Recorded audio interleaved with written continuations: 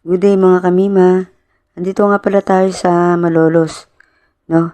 Tayo pauwi na, meron lang tayong pinuntahan dyan. Alam na, ganap-ganap.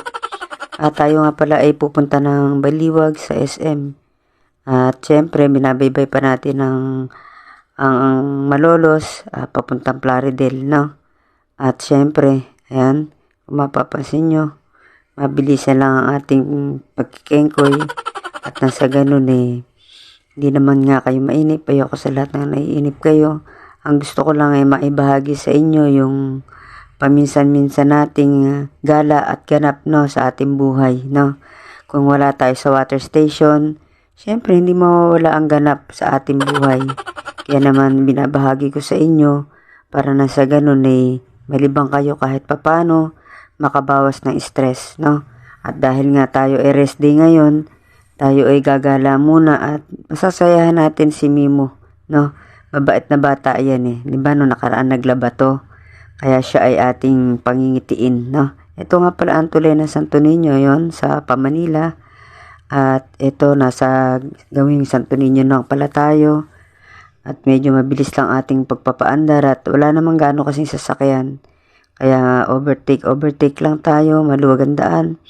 Andito na tayo sa tulay ng Plaridel.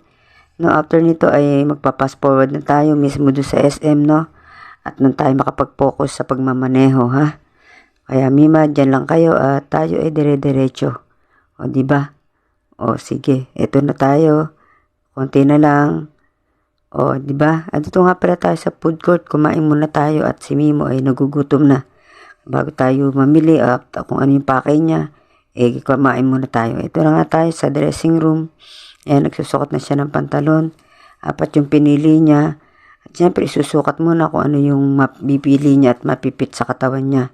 Sabi ko naman kasi sa kanya, pumili siya ng talagang gusto niya at saka niya komportable siya. Huwag yung mayroon lang siyang mabili. O, eto na nga, titingnan ko lang yung bewang. Check. O, yung sa likod kung okay. Ayan, yung haba, okay naman. O, sige, magubad ka na. At tayo ay makade-gora-gora bell. Yan, waiting lang tayo kay Mimo. Oops, eto na siya, nakapag-bis na, nakapamili na. O, 2. Salamat naman, hindi kinuha lahat.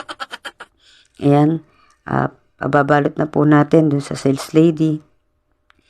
Bago natin siya papuntahin sa counter. Ayan, nag-cellphone pa si Mimo. O, eto na nga, tapos na. O, sige, bayaran mo na kung may pera ka. Okay. O, diba? Sabi, talaga si Mimo binibigyan natin ng reward dyan. At nang kahit papano naman mapasaya natin siya. O, diba? O, ikot-ikot lang si Mimo. Ano pa kaya ang hinahanap nito? Uwi na kaya tayo, Mimo. O, saan ka ba pupunta? Bakit pumaling ka dyan?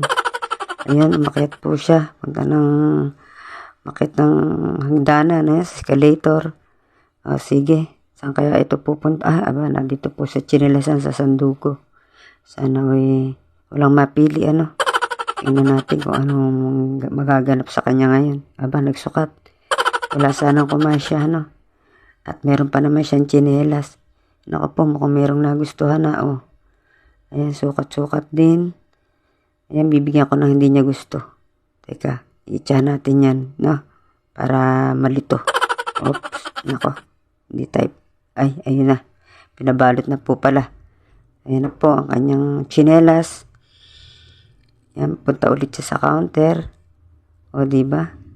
Parang lang Saya kaya ito, parang malungkot pa rin ata, Kaya mapapasaya kaya itong batang ito, Tingnan mo naman, seryoso po talaga yan sa buhay. Kaya po yan swerte talaga ang magiging jowa niya, At yan po seryoso. O, diba? Lakad-lakad na, tara na. Palagay ko naman pwede na kaming umuwi nito. Ayun, meron pa po kaming guest ngayon. Ayun nakatalikod. Ayaw niyang magpakita ng mukha. Ayan, paano po mga kanina? Tayo ay paroroon na sa atin. Medyo gabi na. Ayan na po. Oops, umikot. Naku po, saan po kaya ito pupunta na naman? Delikado na naman po tayo dito sa batang ito. Naku, Mimo. Naku, eto po sa food court ulit. Talaga pong ayaw lumubay, nagutom po, kalalakad po kasi. Ayan po, Diba, pili-pili lang siya. Kanina po, ang kinain namin, kimbap. At yung paborito po kasi niyan, mukhang dito po nakatutok po ulit. Ay, nako. Yun na nga po sinasabi ko. Ayan na po, umorder na po si madam. Ano po, kami kakain muna po ulit. Dito po ulit kami na pwesto. Buti po't walang ganong tao. O, paano po? Kami kakain na po ulit. Bye-bye. God bless.